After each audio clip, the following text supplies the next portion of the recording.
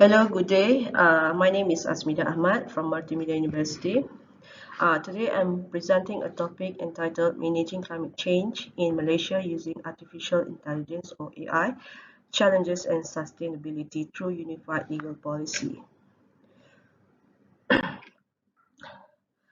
As for introduction, as we know, the climate change is a pressing global issue that requires urgent attention and action, particularly in countries like Malaysia that are heavily impacted by its effects.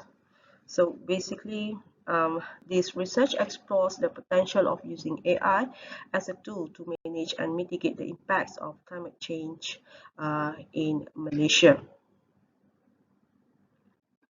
As a matter of literature review, okay, as I mentioned just now, yeah. So to effectively manage the challenges of climate change in Malaysia, the use of AI has been actually proposed as a promising solution.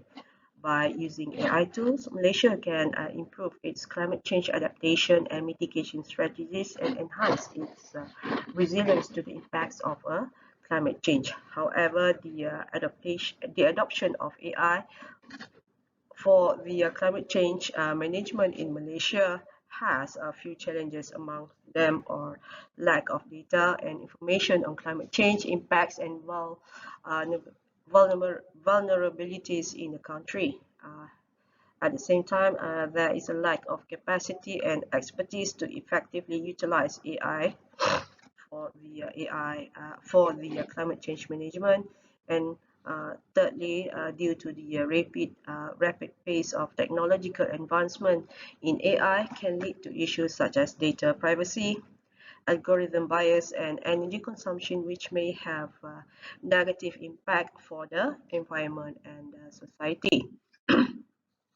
So the problem statement here is that due to the lack of the coordination and collaboration among the different government agencies, academic institutions, and the industrial stakeholders in Malaysia poses a challenge to the uh, uh, development of a unified legal um, policy framework for in managing the climate change using the AI.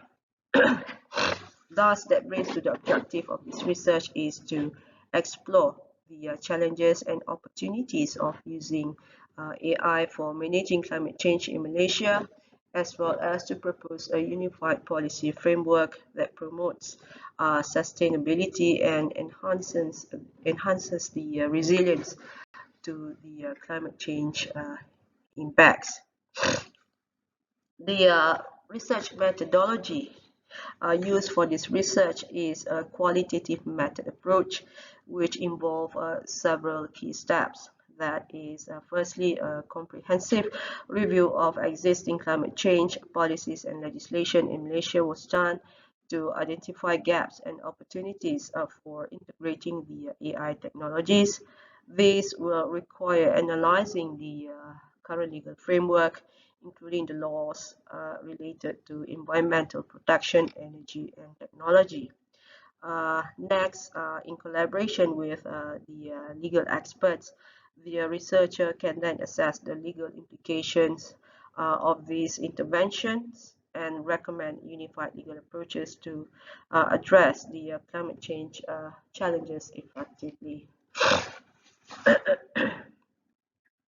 Uh, Moving further, we'll be referring to the related cases, yeah, of law of environmental disasters in Malaysia. There are three cases which I have picked up here, yeah. The first one is the HPPNK project Sendirian Berhad against the Department of Environmental Malaysia. So basically, in brief, this case, the HPPNK project Sendirian Berhad was taken to court by the Department of the Environment Malaysia for causing a significant environmental disaster due to the improper disposal of industrial waste. So the court found that the company guilty of violating the environmental regulations and ordered them to pay a hefty fine and undertake the remedial measures to clean up the pollution.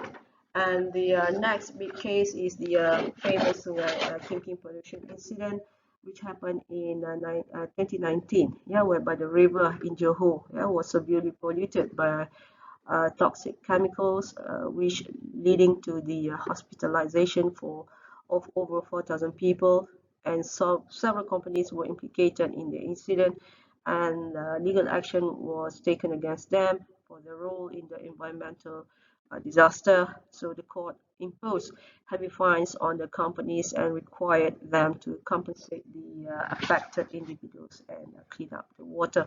And another case, of course, the Lenggong landfill fire. Okay, so when we are uh, looking at the in lieu to the cases, yeah, landmark cases mentioned just now. So let's take a look at the current laws and policies existed in Malaysia.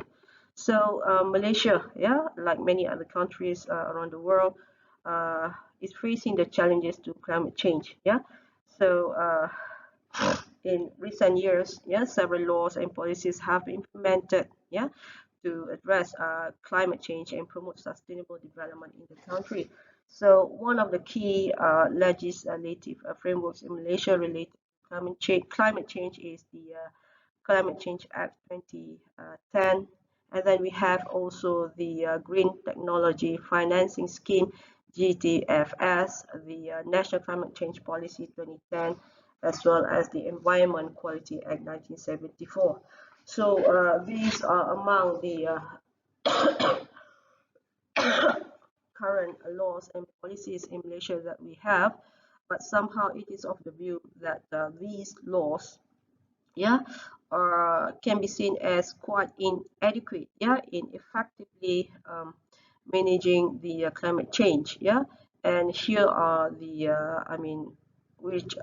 here are the few reasons which I would like to share. Yeah, first of all, of course, Malaysia's environmental laws are outdated and do not adequately address the complexities of climate change. Yeah, for example, the Environmental Quality Act 1974 focuses primarily on the pollution control and does not specifically addresses issues like greenhouse gas emissions or deforestation, which are the key contributors to climate change. So this lack of specificity makes it difficult, yeah, for regulators to enforce measures to combat climate change effectively. Second reason, we would say that there is a lack of coordination among government agencies in Malaysia when it comes to climate change mitigation and adaptation. So different ministries and departments often work in silos, yeah, leading to a fragmented approach to addressing climate change issues.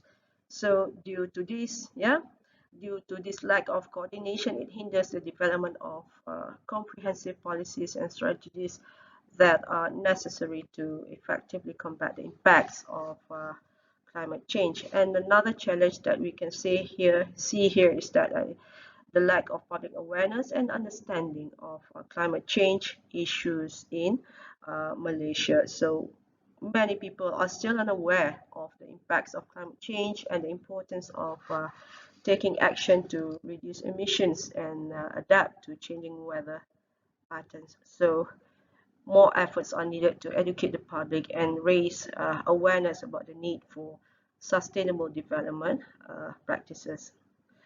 Furthermore, there is also a lack, yeah, of political will and commitment to prioritize in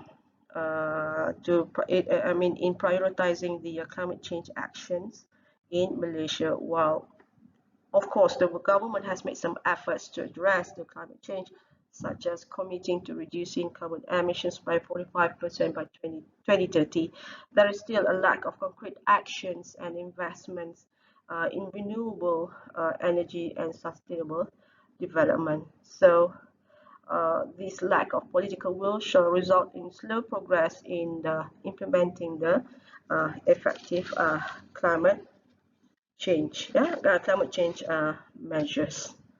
Right. So due to the factors I mentioned above, yeah, Malaysia needs to update its environmental laws, improve the interagency coordination, and prioritize the climate change action at the policy level.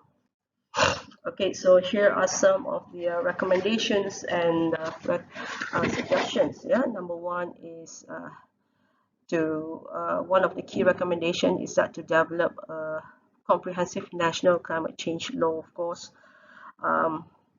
this law should outline the specific targets, yeah, um, for reducing greenhouse gas emissions, increasing the use of renewable energy sources, and protecting the natural ecosystems. Yeah, it should also establish a framework for monitoring and reporting on progress towards these targets, as well as mechanisms for enforcing compliance with the law. Additionally, yeah, Malaysia also should develop a unified set of policies, yeah, and regulations to support the transition to a low carbon economy. Yeah. So thirdly, furthermore, to prioritize, yeah, adaptation strategies to cope with the impacts of climate change. Yeah. Um, and then to establish a dedicated government agency or department that responsible for coordinating climate change efforts across different sectors of the economy.